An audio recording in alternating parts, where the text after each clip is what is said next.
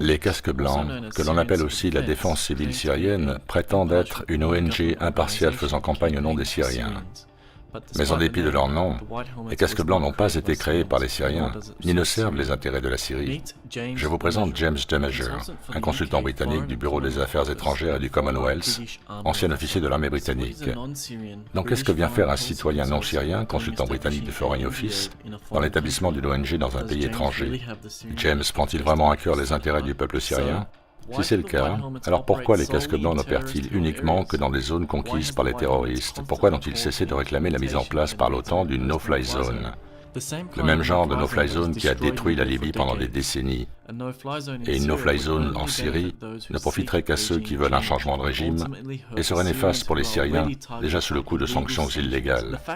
Le fait est que les casques blancs ne sont rien d'autre qu'un outil de propagande pour l'administration US et britannique, pour justifier une action militaire contre le gouvernement syrien.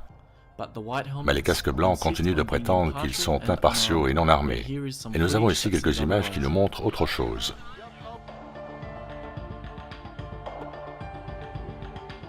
Les casques blancs, soi-disant non armés et impartiaux.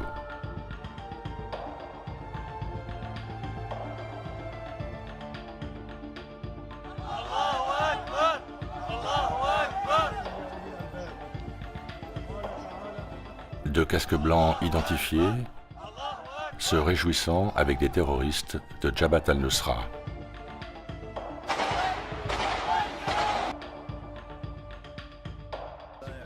Et c'est là que ça devient intéressant. Je vous présente Jahad Saleh, leader actuel des casques blancs en Syrie.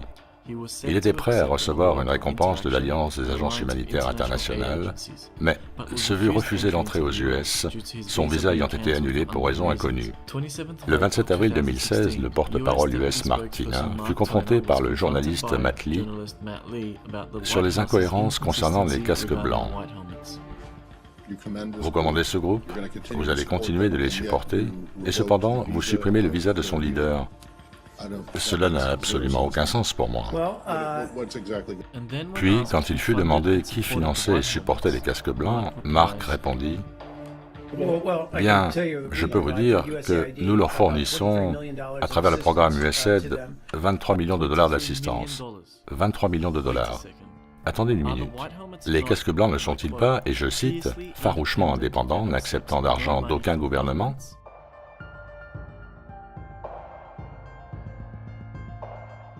Donc on vient de voir un groupe qui clairement n'est ni syrien, ni impartial, ni indépendant, qui est armé et très probablement sectaire. Peut-être n'ont-ils été inventés que pour faciliter les exécutions comme celle-ci. Un fou religieux condamne à mort un innocent.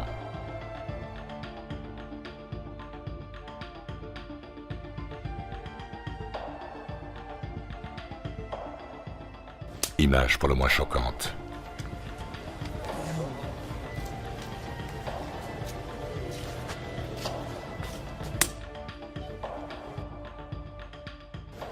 Les braves casques blancs impartiaux arrivent sur la scène de l'exécution quelques secondes seulement après celle-ci, comme s'ils étaient en stand-by, prêts à ramasser le corps. Alors, les casques blancs, une ONG, ou juste Al-Qaïda portant un masque?